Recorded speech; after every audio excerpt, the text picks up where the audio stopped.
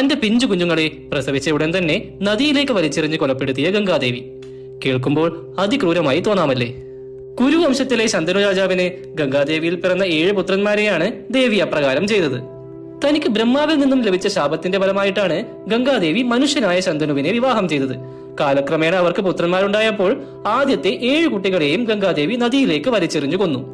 ഒന്നും മിണ്ടാതെ അത് നോക്കി നിൽക്കുവാനേ ശന്തനുവിന് കഴിഞ്ഞുള്ളൂ.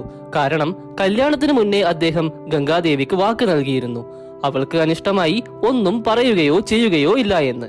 അങ്ങനെ ചെയ്താൽ ഗംഗ അദ്ദേഹത്തെ വിട്ടുപോകുമെന്നും. എന്നാൽ 8ാമത്തെ പുത്രനുണ്ടായപ്പോൾ ആ കുഞ്ഞിനെ കൊല്ലുന്നത് ശന്തനു തടഞ്ഞു. അപ്പോഴാണ് ഗംഗാദേവി കാര്യങ്ങളെല്ലാം തുറന്നു പറഞ്ഞത്.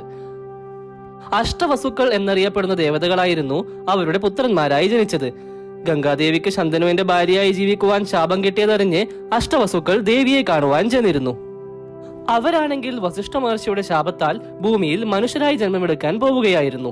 എന്നാൽ മനുഷ്യരായി ജീവിക്കാൻ ആഗ്രഹമില്ലാത്ത അവർ ഗംഗാദേവിയോട് തങ്ങൾ ദേവിയുടെയും ശന്തനു രാജാവിന്റെയും പുത്രരായി ജനിക്കട്ടെ എന്നും തങ്ങൾ ജനിച്ചാൽ ഉടനെ തന്നെ തങ്ങളെ ഗംഗാനദിയിലേക്ക് എറിഞ്ഞ് കൊന്നുകളയണമെന്നും പറഞ്ഞു. അങ്ങനെ തങ്ങളുടെ മനുഷ്യജന്മം തീരുകയും ശാപമോക്ഷം ലഭിക്കുകയും ചെയ്യും. അവരുടെ ആഗ്രഹപ്രകാരമാണ് ഗംഗാദേവി അപ്രകാരം പ്രവർത്തിച്ചത്. 8ാമത്തെ പുത്രനെ ദേവി ശന്തനുവിന് പിന്നീട് തിരിച്ചു നൽകുകയും ചെയ്തു. ആ പുത്രനാണ് ഭീഷ്മർ. അഷ്ടവസുക്കളെ കുറിച്ചും ഭീഷ്മരെ കുറിച്ചുമുള്ള കഥകൾ ചാനലിൽ കൊടുത്തിട്ടുണ്ട്.